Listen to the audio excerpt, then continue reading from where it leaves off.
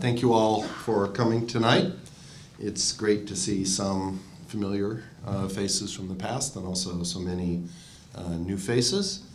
Thank you to Deutsche Bank for sponsoring this event, and let me just say it's a pleasure to share the panel with these distinguished gentlemen.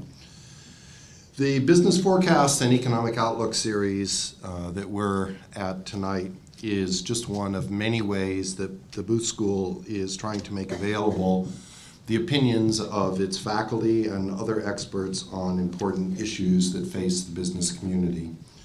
And I would like to make sure that you're aware of at least two other ways, if you enjoy this type of dialogue and exchange, that you can get that kind of information. Turn it on first, that's how it works.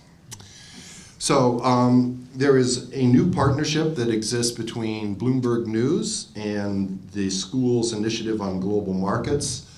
This is where Booth faculty blog on issues of current interest and importance. That's one place you can get this type of information. And the second is that the IGM has established a poll of economic experts, and they conduct weekly polling of these experts, asking them about relevant economic issues of the day. You can find all of this on the web at www.igmchicago.org. My students know that I often tell jokes in class. Often the jokes are tied somehow to the lecture. That also goes for economic outlook talks. So here goes. Guy gets a call from his doctor. Doctor says, I have bad news and I have worse news. Which would you like to hear first? The guy replies, can't I at least have good news and bad news? And the doctor says, no, it's bad news and worse news. So the guy says, all right, give me the bad news first. The doctor clears his throat and says, I got the results of your medical test and you have 1 day to live. The guy says, that's the bad news? Could possibly be worse than that. The doctor says, well, I apologize for the delay, but I should have called yesterday.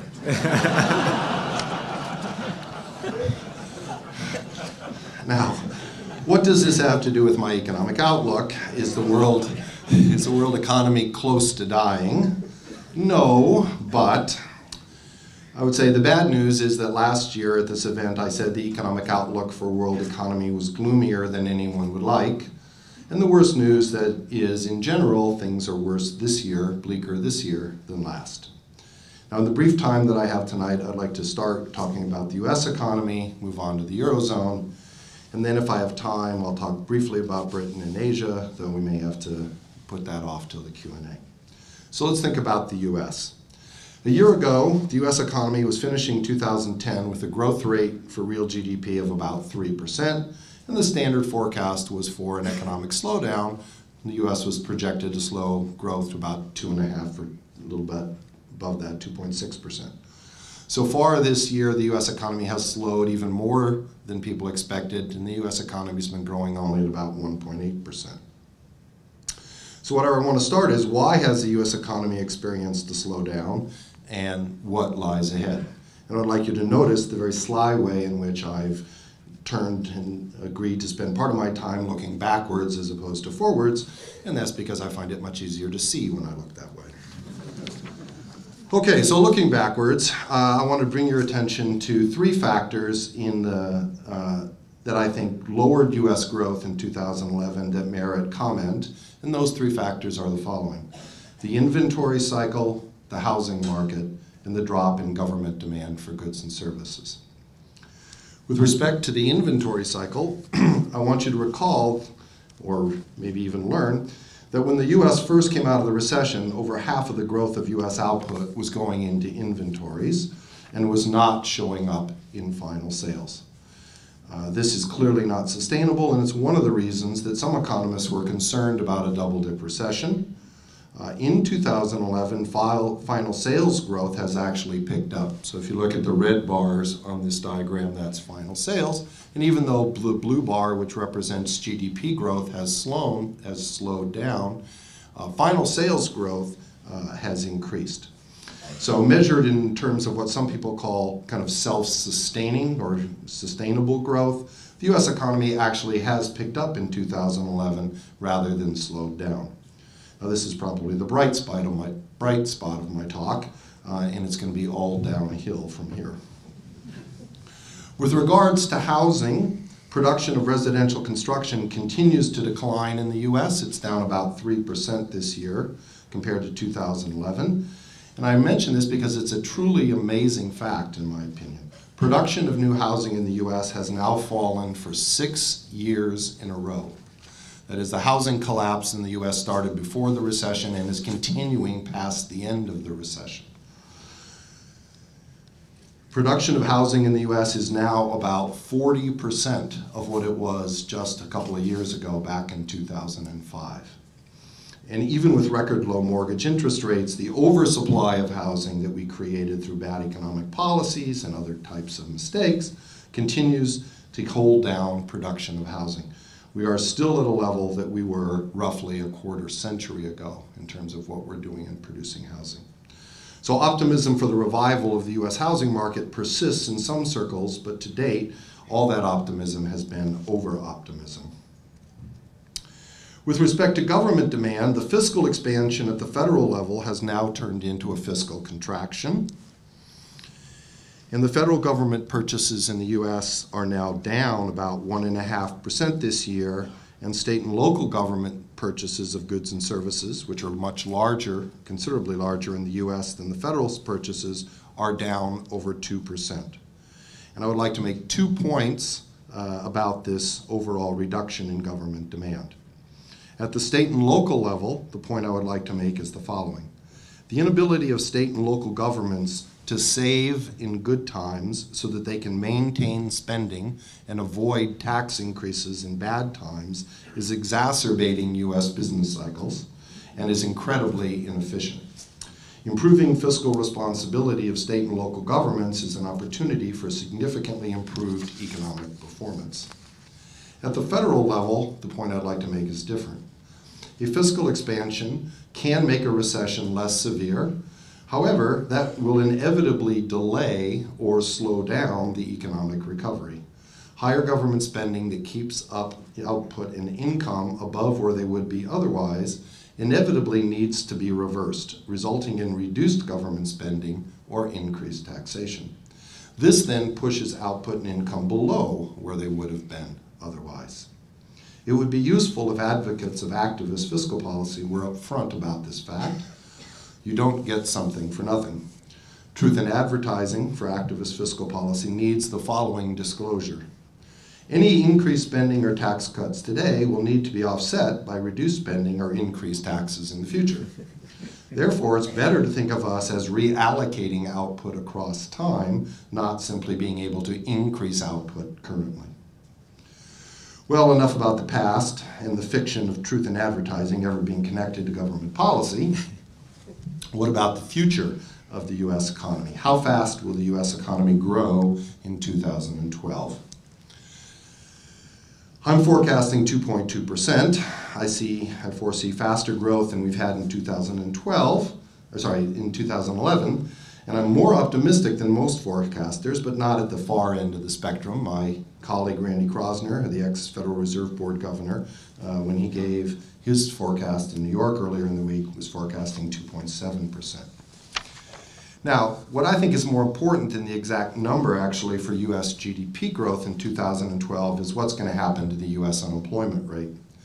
Next year is going to be an election year, and I anticipate that the unemployment rate will be the key economic factor in determining whether President Obama is reelected or not.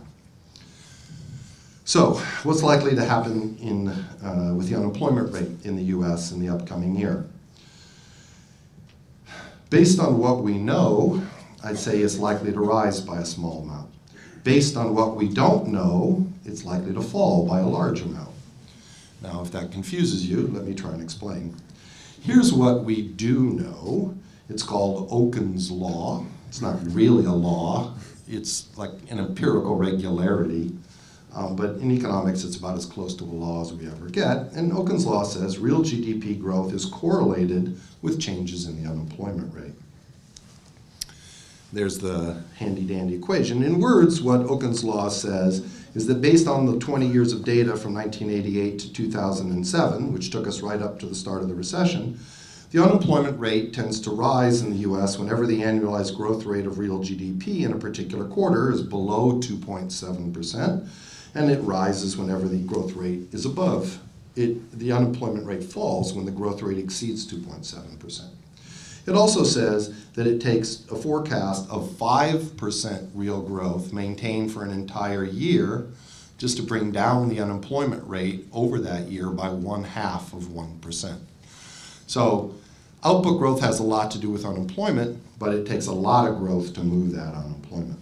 So based on what we know, that is based on Oaken's law, and based on the fact that virtually everyone is forecasting less than 2.7% growth in the upcoming year, economic growth cannot be counted on to reduce the unemployment rate. And that's going to be very bad news for President Obama. What is it that we don't know? Well, we don't know why the unemployment rate's as high as it really is. So if you look at this graph and you look at the blue line, that's what the actual unemployment rate has done in the US since the start of the recession. It started down around 5%, it peaked to about 10, and it's now down. This doesn't include the number that was released last Friday. It's down around 9%. The black line is what the unemployment rate would have done based on the last 20 years of data about how the unemployment rate typically moves over a business cycle. And the red line is what would happen if we look at a longer relationship, let's say 60 years. The fact of the matter is the unemployment rate is inexplicably high in the US, and because we don't know why it's so high, we don't really know what's going to make it come back down. We're really left with the following. Is this extra unexplained increase on unemployment due to extending unemployment benefits to a record 99 weeks, something we've never done in any recession ever before? Well, if that's the case and unemployment benefits are not extended again, which I think is a real possibility, then the unemployment rate may come back down quite quickly. But it's also possible that this unexplained increase in unemployment is something we call structural. That is, we have unemployment concentrated in the construction industry, where more than 25% of the construction industry jobs have been eliminated, and these unemployed construction workers are either unable or unwilling to find jobs in other sectors. It's also possible that increased uncertainty about future tax policy has made firms unwilling to make the commitment of hiring new employees. In these latter cases, I don't expect any change over the next 12 months, and as a result, the unemployment rate will stay persistently and unexplainably high.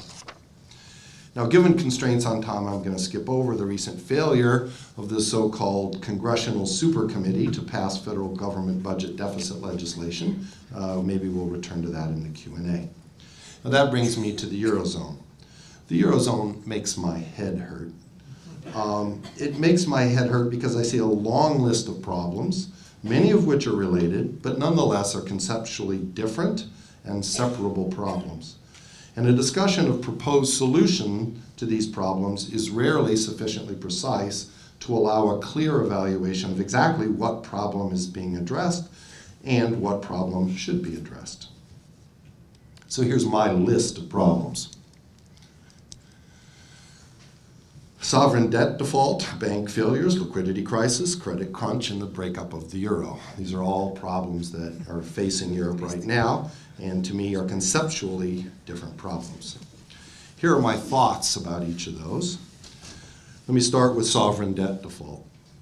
First, nobody's exactly sure which countries are going to default, but I guarantee you some will. It is inevitable. The second point is this. I think too much attention is being focused on budget solutions for stopping potential default, and not enough attention is being focused on growth solutions. So I'm going to remind you of the kinds of things that we try to teach our MBA students about what determines the debt to GDP ratio, which is a key determinant in whether countries are going to be in trouble. What makes that debt to GDP ratio change over time for a country? And it has multiple components, and it's only the first one that many people seem to focus on. So the first term is, how big is the primary deficit relative to GDP? And by primary deficit, I mean revenues or expenditures minus revenues, but taking out the interest on the government debt. That's what makes it a primary deficit. Any interest expense on the debt is not included. And where does that show up? Well, it shows up in the rest of the term, which is you then take that primary deficit to GDP ratio and you add to it whatever the current debt to GDP ratio is, and you multiply that times the interest rate that the country has to pay on its debt minus its growth rate. And that handy-dandy formula will tell you whether a country is going to have an increasing or decreasing debt to GDP ratio. Now, I said that I think there's too much emphasis on the primary deficit to GDP and not enough emphasis on the others, and I want to give you as a key example of that, Italy. Now, Italy's problem is not its primary deficit. The problem is it has a very high debt to GDP ratio, it has a very low growth rate of output, and it is now being forced by the market to pay a very high interest rate. That is what's causing the problem in Italy.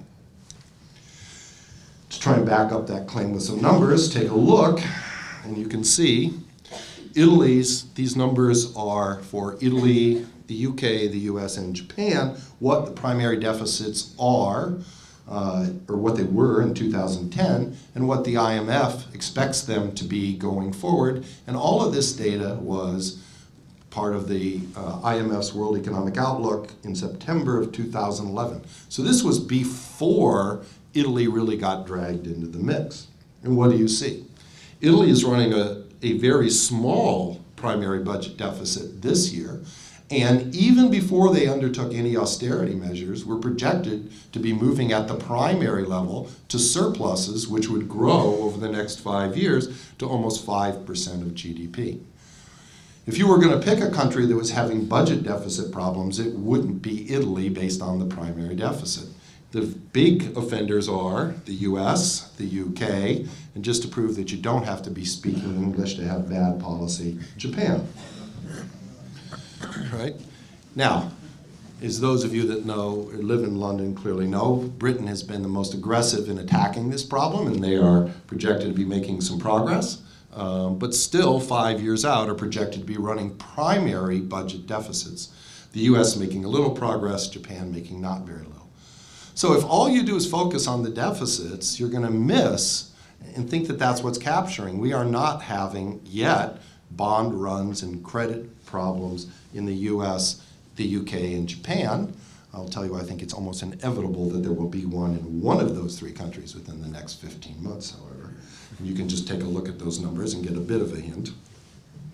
Why is Italy in so much trouble? Well, they're in trouble because their debt to GDP ratio in 2010 is about 100%. So you go back to that formula and you see, my goodness, if the interest rate on debt ever gets above the growth rate of the economy, this is somebody with all that debt that's going to be in real trouble. And then that's exactly what's driving the problem in Italy. Plug in a couple of numbers. Is Italy sustainable with a 4% GDP primary surplus, a 100% debt to GDP ratio, a 7% interest rate, which is now what the market has decided to impose on them, and a 1% growth rate of GDP? That is not sustainable. Their debt to GDP ratio will continue to accelerate and the system will break. Now, is Italy a case of self-fulfilling expectations? By that I mean that equation tells you that you can get into these self-fulfilling crises. And those self-fulfilling crises work in the following way. Markets get concerned, they push up interest rates. That will tend to push up the debt to GDP ratio if you start out with a lot of debt. And as your debt to GDP ratio grows, that's going to create more concern. That will push up interest rates even more, and the entire cycle repeats. Now, that may be what's going on. I don't know. If it is, I think it should at least be a lesson to other countries about the dangers of letting their debt to GDP ratios get too high. Once your debt to GDP ratios get high, if either your economy slows down or the markets get nervous and demand a higher interest rate, you're going to see your situation deteriorate extremely quickly. Are you listening, Japan? Are you listening, US? Debt problems spin out of control quite quickly. What should Italy be doing? I don't think they should be going through austerity measures. What they should be doing is trying to focus on economic growth as a way of reducing their debt to GDP ratio. What that means is freeing up labor and product markets to stimulate economic growth. Italy needs to find a way to increase total factor productivity growth. That's the long and sustainable path to growth. That is, they need to improve the quality of capital and labor that they use, and they need to find more efficient ways of combining that capital and labor. If increasing taxes on people with the most entrepreneurial ability causes those people to leave the country, a policy that looks good in terms of its budget effects will be unsuccessful by reducing growth. Will the necessary changes in Italy take time, even under the best of circumstances? Absolutely. Will the market wait? I doubt it. Oops. Bank failures. To me, this is the real concern, not sovereign debt. Rather than wasting time trying to guarantee debt, which apparently happened again this week, with Germany apparently agreeing to the French position of how the ESM will work, instead of worrying about guaranteeing all this government debt, which they shouldn't worry about, what government should be worrying about is having serious stress tests of banks in anticipation of the inevitable sovereign default, and there should be development of plans for moving banks out of bankruptcy quickly. Is there a plan? I don't know. I don't know if that plan will be a national rescue plan where each country bails out its own banks. I think that's the most likely. But we are seeing many other plans being circulated. George Soros circulated a plan where the ECB essentially is going to take over all these banks. But to me, the problem is not going to get solved until there's a problem for dealing with bank failures, which will come when the sovereign debt defaults. Liquidity crisis. When banks quit lending to each other because they're afraid that the other banks are bankrupt, that's a liquidity crisis. A liquidity crisis comes from perceptions of bank failures. You don't have to have the bank failures, you just have perceptions of bank failures. Last week's coordinated joint actions by multiple central banks to provide liquidity to European banks through the ECB is a stark reminder that we have already reached this point. For me, the announcement was bad news. I never doubted that the effort would come from central banks once the liquidity crisis began. For me, the news in the announcement was that things have, and I use this word guardedly, progressed to the point where the crisis now needs attention. Announcing that you plan to fight liquidity is not a cause for celebration or a stock market rally, which inexplicably is what happened, especially when the probability of successfully fighting a liquidity crisis is not close to 1. Credit crunch. Banks have capital requirements. Capital requirements for European banks are set to increase in next year. Banks that are bankrupt will find it hard to raise new capital since nobody wants to throw good money after bad. It's foolish to put new capital into a bankrupt organization. Now, banks that are perceived to be bankrupt will need to satisfy capital requirements by shrinking their balance sheets and restricting credit. With reduced credit, economies will contract and we'll have a recession. This is a separate problem from the liquidity crisis and one that I think we are also already beginning to see, and one which will cause the European crisis to spread to other parts of the world, given the lending that European banks do all over the world. Last, let me talk about the breakup of the euro. You need to understand that monetary union can exist perfectly well without fiscal union, so long as it is made clear that no fiscal union exists. The breakup of the euro would not be on my list of problems had the euro system been set up correctly in the first place. Monetary union without fiscal union is the system in the United States. If California goes bankrupt, it will still use the US dollar as currency. It will not need financial assistance from Texas or New York to save the value of the dollar. That's because nobody sees any connection between the fiscal actions of California and the monetary system. What cannot happen, and what the Maastricht Treaty mistakenly did, was to create the false appearance of fiscal union when none existed. By including rules on fiscal discipline that were clearly not enforceable, the creators of the ECB said to the world, because we are so worried that the ECB will be pressured to buy up worthless government debt in the case of a sovereign default, we're going to have these rules that will keep the countries fiscally responsible and therefore will never have default. Then they didn't bother to ensure that those rules were sufficient. And if that weren't bad enough, when Germany and France became the first countries to violate the rules, nothing was done about it. Now Germany and France are belatedly leading a charge to rewrite treaties. I'm not optimistic, given the strong nationalistic identities that still exist in Europe, that a treaty can be written to create the type of fiscal discipline a common currency really needs. Thus, it's far from clear to me that continuing to push forward at this late stage is better than trying to retreat and make clear that fiscal union in Europe is dead. Maybe Mr. Sarkozy and Prime Minister Merkel share this view, and the new treaty will be the mechanism by which the euro is replaced by a new currency for a subset of countries. Then again, maybe not.